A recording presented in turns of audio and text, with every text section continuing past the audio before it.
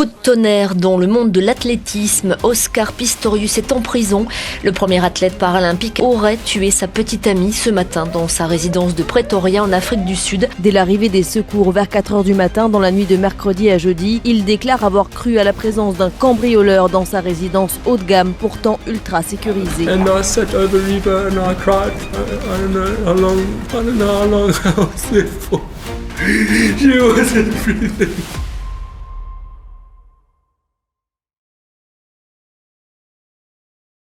Bonjour à toutes et à tous. Aujourd'hui, je vais vous conter l'histoire d'un homme qui a bravi des barrières que personne n'avait franchies. Une légende du sport et l'icône mondiale de l'abnégation, dont la vie a basculé ce 14 février 2013, jour où il est accusé d'avoir tué sa compagne, Reeva Steenkamp, ex-mannequin et star de la télévision sud-africaine. On va retracer ensemble sa vie jusqu'à tout récemment en 2024 et vous allez découvrir une histoire assez invraisemblable, que cela soit en bien ou en mal.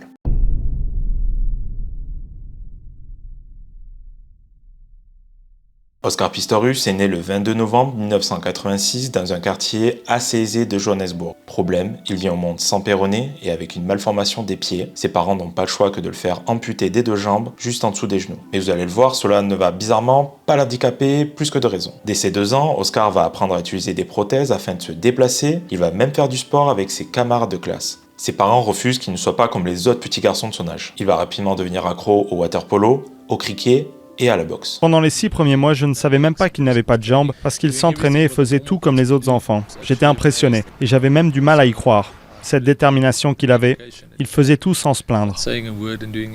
En ne subissant pas cet handicap, Oscar va vivre une enfance et une adolescence assez heureuse aux côtés de son grand frère et de sa petite sœur. C'était mal parti, mais ses parents n'ont rien lâché, ils lui ont donné toutes les armes pour réussir dans la vie. Néanmoins, 2 événements vont venir la chambouler pour toujours. À 15 ans, Oscar voit sa mère, Sheila, partir pour l'hôpital pour subir une opération bénigne. Rien de grave sur le papier. Malheureusement, elle ne rentrera jamais à la maison. Suite à une erreur médicale, elle va subir un traitement dont elle était allergique. Cela lui sera fatal. Sheila a pris le temps d'écrire une lettre à Oscar juste avant de mourir. Elle souhaitait lui rappeler qu'il était capable de grands exploits et qu'il fera des grandes choses dans sa vie. Suite à cet épisode tragique, Oscar part vivre chez son oncle Arnold, connu comme étant un homme d'affaires ayant bien réussi sa vie. Second événement 1 an plus tard, beaucoup moins tragique, mais tout de même décisif. Oscar va se fracturer le genou au rugby et lors de sa rééducation, il va enchaîner les exercices et découvrir un sport qui va changer sa vie, la course à pied. L'athlétisme va devenir sa drogue et son exutoire, et pour le coup, il va être très doué et cela sera un bel hommage à sa maman.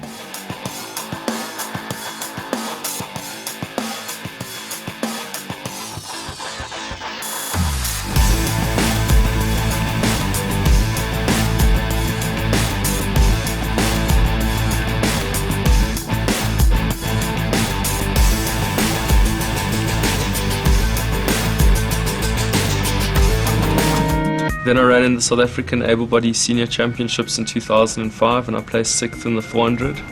So I'd say it was probably April 2006 that I made the decision to take track as a profession. Participer aux JO avec des athlètes valides, c'est le beau rêve d'Oscar Pistorius. Un athlète handicapé peut-il courir à côté des valides ? Et croyez-moi, cette interrogation va provoquer un sacré bazar.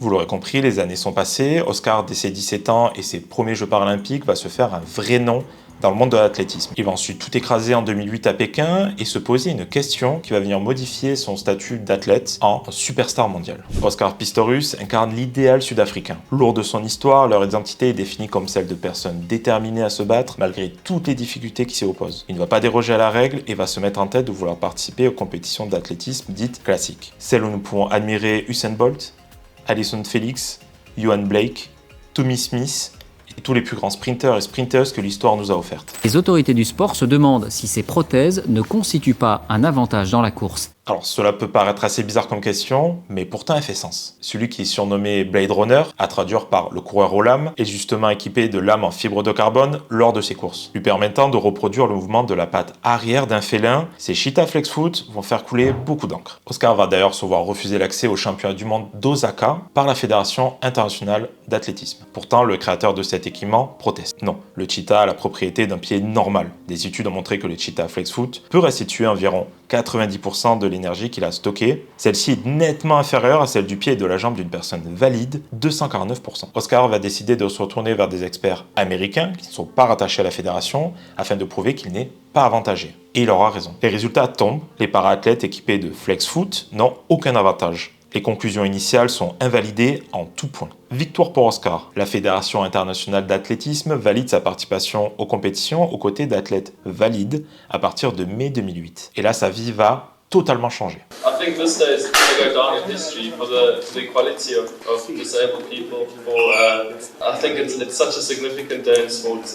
But as I say, I'm just so happy about the outcome. It's just one of the best days of my life. And very quickly out of the blocks, Pistorius. He's absolutely haired out of the blocks. Pistorius is going away. He's putting distance between himself and Oliveira.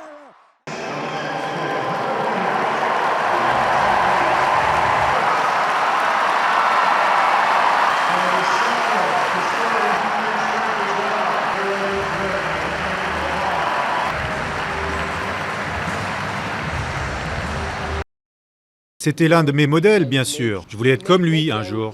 Vous voyez, inspirer de jeunes athlètes, leur donner un idéal. Acclamé par la foule à chacun de ses passages, Oscar est devenu en quelques années un véritable phénomène médiatique. Désormais, il croule sous les contrats publicitaires. Égérie d'une grande marque de parfum, Pistorius incarne des valeurs qui plaisent. They told me that I'd never walk, that I'd never compete with the other kids. Powerade, Oscar's real advantage. February, every night is Oscar night. Look out for Oscar's daily picks, Oscar's nods, and tweets. That's brave. Aujourd'hui, Oscar est un exemple à suivre que la presse s'arrache, alors forcément, passer du statut de curiosité planétaire à celui de modèle n'est jamais facile. Côté vie privée, le comportement d'Oscar Pistorius fait grincer des dents. Tout le monde savait là-bas qu'il avait tendance un peu à frimer. Il aime conduire des belles voitures, il aime aller vite, il aime faire du bateau, du hors-bord. Mais une jeune femme va venir redorer le blason du champion. Elle s'appelle Reeva Steenkamp et en Afrique du Sud, elle incarne le charme et la gentillesse. Émission de télé-réalité, séance photo, la notoriété de Reeva monte en flèche. L'image d'un couple parfaitement heureux, ouais. C'est vraiment un couple extraordinairement glamour. C'est une histoire qui fascine parce que c'est la princesse et le prince charmant. Say yes. I shot and killed Reeva Steenkamp. I did, my lady. Okay.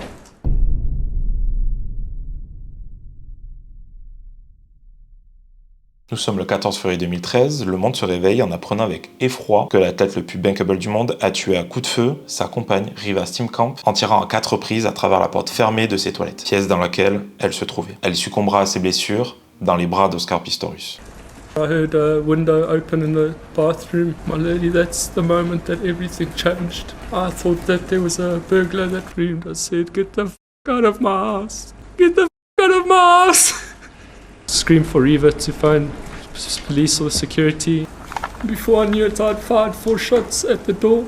I never intended to shoot anyone, my lady. I got a fright from a noise that I heard inside the toilet. I perceived it to be somebody coming out to attack me. The night I lost the person that I cared about. I don't know how people don't understand that. Deux camps s'opposent, ceux qui croient en la version d'Oscar Pistorius, c'est-à-dire sa famille et ses proches, et ceux qui pensent qu'il a délibérément tiré sur Reeva suite à une dispute conjugale. Les rumeurs ajoutent d'ailleurs qu'elle voulait lui annoncer sa rupture ce soir-là. Au tribunal de trancher entre l'accident ou bien le meurtre prémédité. Lors des longues semaines de procès, nous allons en apprendre plus sur le passé un peu moins glorieux d'Oscar Pistorius.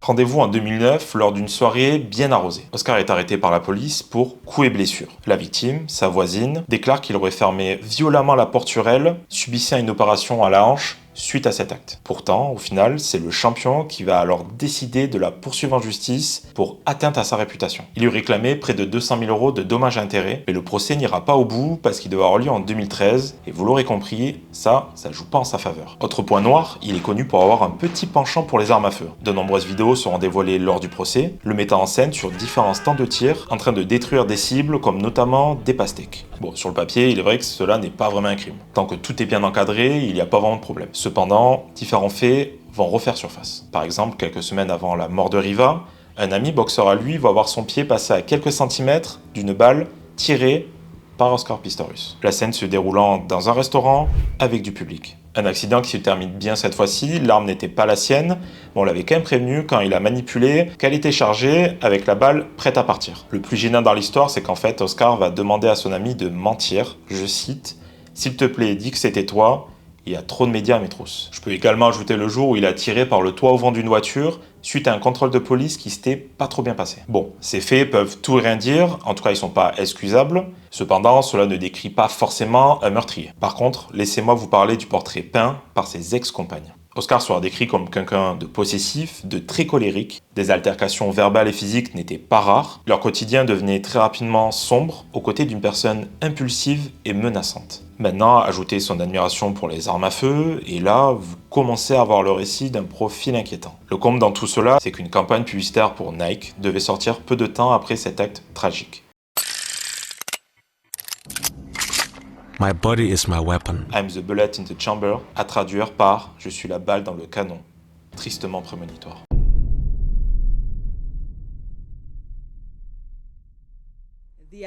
La Cour unanime a pris la décision suivante. L'accusé est reconnu non coupable, mais il est reconnu coupable d'homicide involontaire. Il a agi rapidement. Il a demandé de l'aide très vite après l'incident. Il a crié à l'aide. Il a appelé un ami. Il a appelé le numéro des urgences. Il a appelé la sécurité même s'il ne pouvait pas parler, car il était en train de pleurer. Il a demandé à Dieu de sauver la vie de la jeune femme décédée. Il était en train d'essayer de ressusciter la morte et il a supplié le docteur Steve de l'aider. Il était désespéré. L'accusé a agi de manière négligente quand il a tiré sur la porte des toilettes, tout en sachant qu'il avait quelqu'un derrière la porte et qu'il y avait peu d'espace de manœuvre. Une personne raisonnable à la place de l'accusé aurait pu anticiper la possibilité que quiconque était derrière la porte serait abattu par balle et aurait donc pris les mesures nécessaires pour éviter ce résultat. Alors ça peut vous paraître peu, mais attendez la suite. Retrouvons-nous un an plus tard, en octobre 2015. L'incompréhension est totale. Oscar Pistorius est libéré en résidence surveillée pour bonne conduite. Pourtant, en 2016, la Cour suprême d'appel va rendre un verdict en totale contradiction. Oscar Pistorius est bel et bien condamné pour meurtre. La peine est donc logiquement alourdie. Ouais, c'est peu, mais attendez, parce qu'un an plus tard, encore une fois, la peine est plus que doublée pour atteindre 13 ans et 5 mois de prison. Justice est faite aux yeux des parents de Reeva Steenkamp. Oscar Pistorius est bien coupable du meurtre de leur fille, cette nuit du 14 février 2013. Alors je ne vous ai pas forcément parlé de toutes les infos qu'il y a eu pendant le procès, ça a duré plusieurs semaines, mais par exemple on va apprendre qu'il était assez paranoïaque. Il y avait déjà eu un tweet qui était sorti quelques années auparavant où il disait qu'il avait l'impression d'entendre des gens le cambrioler, ou bien encore l'intervention du gardien de sécurité du quartier qui va en fait expliquer qu'il a appelé Oscar au moment des coups de feu. Ce dernier va lui dire qu'il n'y avait pas de souci, qu'il ne s'est rien passé.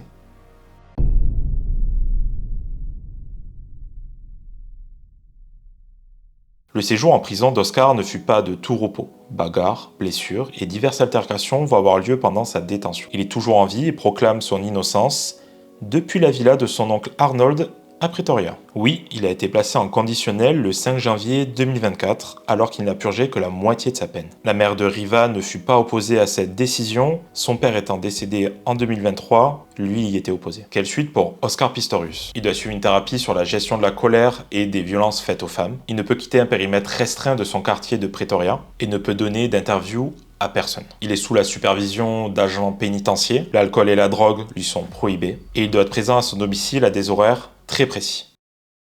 Une grosse pensée en la mémoire de Reeva Steenkamp. Je vais vous laisser avec la dernière apparition de Reeva à la télévision sud-africaine, diffusée au lendemain de sa mort, sa famille ayant accepté cet hommage. You fall in love with being in love with love. It's just one love everywhere. I'm going home with sort of a sweet taste in my mouth.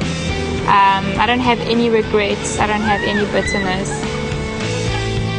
I take home with me so many amazing memories and things that are in here and that are in here that I'll treasure forever. I think the way that you go out, not just your journey in life, but the way that you go out and you make your exit is so important. You either made an impact in a positive way or a negative way, but just maintain integrity and maintain class and just always be true to yourself. And I'm gonna miss you all so much. And I love you very, very much.